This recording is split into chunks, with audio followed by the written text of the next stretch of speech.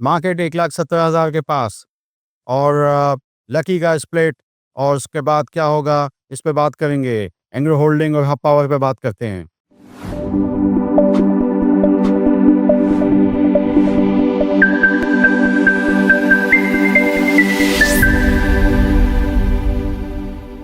बिस्मिल्लाहिर्रहमानिर्रहीम। Standard capital securities और scstrade.com market रवा दमा 1,70,000 तक पहुंच गई। मैं 1,14,000 से आपको इंडेक्स के बारे में बता रहा था कि मोमेंटम पकड़ रहा है और मुमकिन तौर पे 1,17,000 के बाद 1,18,000 भी लगता है। ये बात मैं काफ़ी दिनों से आपको बता रहा हूँ।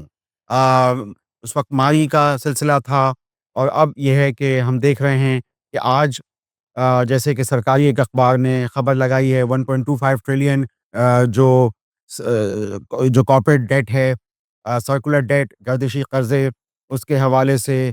और लेकिन उसकी बिल्कुल एक उल्टी खबर हमने कल भी देखी थी, डॉन अखबार में देखी थी और वो ये थी कि बैंक्स इसको कैसे फाइनेंस करेंगे। देखते हैं कि आगे इस सिलसिले में होता है क्या। लेकिन ये एनर्जी चेन के भी इसमें कंपनीज़ आती हैं जहाँ इसमें डिस्कोज़ और जेनकोज़ वगैरह हैं, वहाँ पे एनर्जी चेंज की और आरएलएनजी की भी कंपनियाँ आती हैं, कोल की भी कंपनीज़ आती हैं। देखना पड़ेगा कि ये होगा या नहीं होगा। बहरहाल ये है कि बैंकों की तरफ से कोई रेजिस्टेंस है। हम बात करते हैं मुख्तलिफ इसमें और भी चीज़ें हैं जैसे लकी का स्प्लिट। ये एक्स्ट्राऑर्डिनरी जनरल मीटिंग में ये अडॉप्ट हो गया, मंज़ूर हो गया और इम्प्लीमेंट हो गया, यानी इसका निफ़ाज़ हो गया। अब लकी स्प्लिट होगा, ₹10 पार वैल्यू जो है वो ₹2 पार वैल्यू। तो यानी अगर फ़र्ज़ करें कि इस वक्त लकी का शेयर जैसे तकरीबन लेट्स से ₹1500-2500 है, तो आप इसको डिवाइड करते हैं 5 पे, तो तकरीबन ₹300 के आस-पास। तो ये कंपनियाँ इस वक़्त स्प्लिट करने पे क्यों आ गई हैं? एक तो उसकी वजह ये हो सकती है कि जैसे इस वक़्त लकी का जो मार्केट कैप है डॉलर टर्म्स में वो शायद 1.6 बिलियन डॉलर्स है आज के हिसाब से। तो ये स्प्लिट होने के बाद जब शेयर्स बढ़ जाएँगे, तो ये यूँ तो कंपनी के मारूज़ात वैसे ही रहेंगे, फंडामेंटल्स वैसे ही रहेंगे, वही कोई तब्दीली नहीं होगी और आहिस्ता-आहिस्ता जो है वो शेयर प्राइस जो है फिर बढ़ सकती है उनकी ईपीएसएस के हिसाब से। तो ये है कि आगे जो मार्केट कैप है लकी का वो $2 बिलियन और फिर $3 बिलियन भी हो सकता है।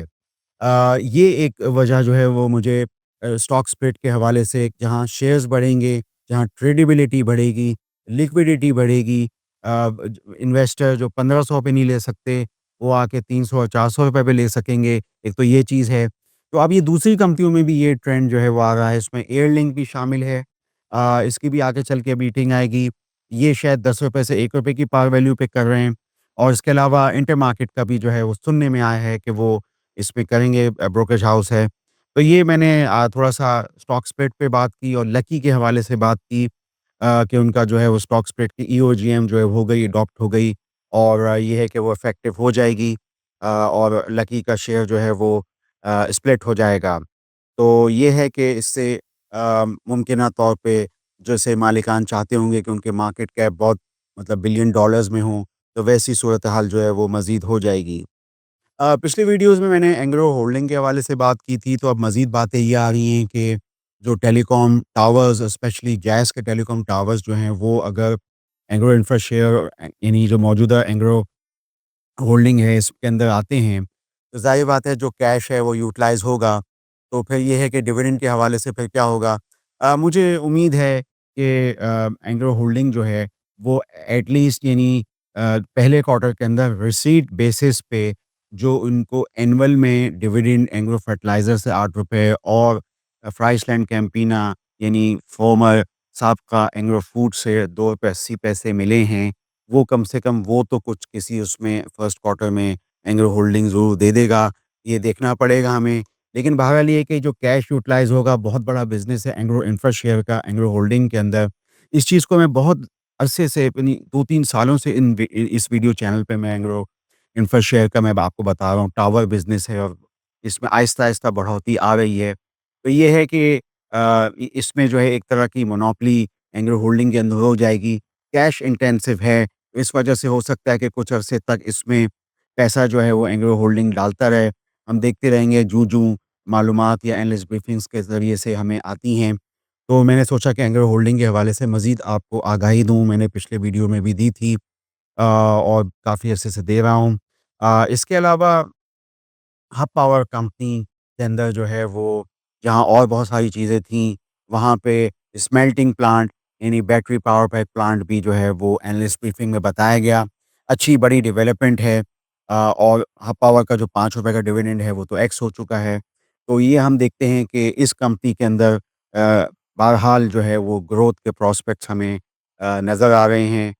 हब पावर के अंदर जैसे कि मैं आपकी इयादे के लिए आपकी उसको मज़ीद आपको वापस निशानदेही करने के लिए बता देता हूँ कि हब पावर को अब चूँकि सीपीपीए से 36 बिलियन मिल चुके हैं प्लांट टर्मिनेशन पे और मज़ीद जो डेलिब्रेशंस चल रही हैं नारोवाल प्लांट पे, तो ये भी जो है वो आगे चल के इसमें भी जो है जो थोड़ा-सा जो इस वक़्त जो डिसाइडेड था टैरिफ उसमें वो टेकन पे हो जाएगा। ये बातें सब आ रही हैं आज के भी न्यूज़पेपर में आई थी। तो टेक एंड पे के बाद ये होगा कि हब पावर के अंदर जो कैश आता रहा और कैश उन्होंने उसको इस्तेमाल करते हुए वो सिंध हरकोल के प्रोजेक्ट्स में गए, उसमें भी मज़ीद पेशरफ़्त ये है कि ट्रांसमिशन लाइन वहाँ तक कंप्लीट अगर हो जाती है मुकम्मल, तो ये है कि सिंध हरकोल में भी उनके बड़े अच्छे वो हैं प्रॉस्पेक्ट्स। इसके अलावा चाइना पावर हब जनरेशन के अंदर तकरीबन हब पावर की स साढ़े 47% होल्डिंग है, तो वो चीज़ उसमें मौजूद है। फिर ईएनआई के कुएँ तकरीबन 10 से 11 सिंध के अंदर वो चीज़ उसमें मौजूद है और वो उसके नफ़े हमने डायरेक्टर्स रिपोर्ट में लिखे हुए देखे हैं। जो अगर आप इसकी हाफ ईयर की जो रिपोर्ट वगैरह देखें। अच्छा इसके अलावा इसमें ये है कि फिर जो मेगा मोटर्स के ज़रिए से बीवाईडी प्लांट और फिर ये जो बैटरी पैक प्लांट, स्मेल्टिंग, तो ये चीज़ें जो हैं वो इसमें आ रही हैं। बहुत सब अच्छा पोर्टफ़ोलियो हो रहा है। इसी तरीके से कोट अद्दू पावर भी एक कंपनी है, उनका भी एग्रीमेंट टर्मिनेट हो चुका है। एक ज़माने में थर्मल 1200 मेगावाट का एक बड़ा प्लांट था मुज़फ़्फ़रगढ़ के अंदर, अब वो टर्मिनेट हो चुकी हैं। तो जो कैश होगा उसके लिए वो भी कोशिश कर रहे होंगे कि मुख्तलिफ इन्हीं बिज़नेसेस के अंदर जाएँ, सिंथर कोल और इधर-उधर वो लोग भी देख रहे हैं चीज़ों को। तो मैंने सोचा कि आपको बताऊँ, उन्होंने भी एक डिविडेंड दिया था, वो भी एक्स हो गया था।